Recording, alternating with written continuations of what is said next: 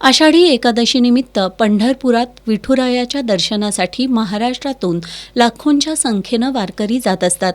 कोल्हापूर आणि कोल्हापूरच्या आसपासच्या जिल्ह्यातून सुद्धा मोठ्या संख्येनं वारकरी पंढरपुरात दाखल होत असतात।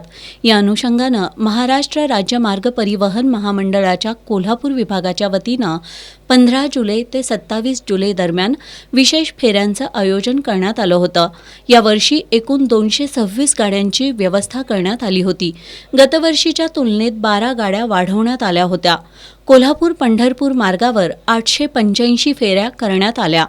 यातून कोल्हापूर विभागाला 1,16,28,479 इतकं उत्पन्न मिळाल्याची माहिती विभाग नियंत्रक वृषाली भोसले यांनी दिली। 1,28,479 इतकं उत्पन्न आम्हाला पंढरपूर यात्रेतून प्राप्त झालेलं आहे, जे की लास्ट इयरशी कंपेअर केलं तर 1,67,354 ने आम्ही किलोमीटर उत्पन्न वाढीव दिलेलं आहे। आणि आमचं प्रवासी वाहतूक आपण बघितली तर प्रवासी आम्ही 64,511 इतके प्रवासी आपण वाहिलेले आहेत। आणि त्याचबरोबर आम्ही नंदवाळला सुद्धा आपण पंढरपूर यात्रेसारखीच आपण वाहतूक करतो। तिथेही एक पांडुरंगाचं मंदिर आहे, तर तिथे पण आपण लास्ट इयरला सुद्धा 2 बसेस वापरल्या होत्या आणि यावेळेस सुद्धा संभाजीनगर आगारामार्फत आपण 2 बसेसचा वापर केलेला आहे।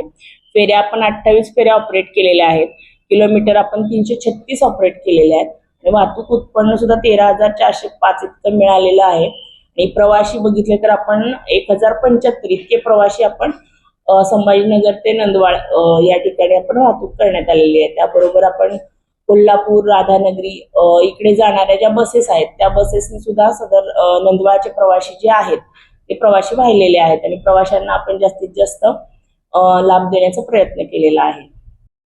आषाढी एकादशीच्या निमित्तानं वारकऱ्यांना एसटीच्या कोल्हापूर विभागानं दिलेल्या सेवेतून 1 कोटी रुपयांहून अधिकचं उत्पन्न मिळाल्यामुळं एसटीला विठ्ठल पावला असंच म्हणावं लागेल।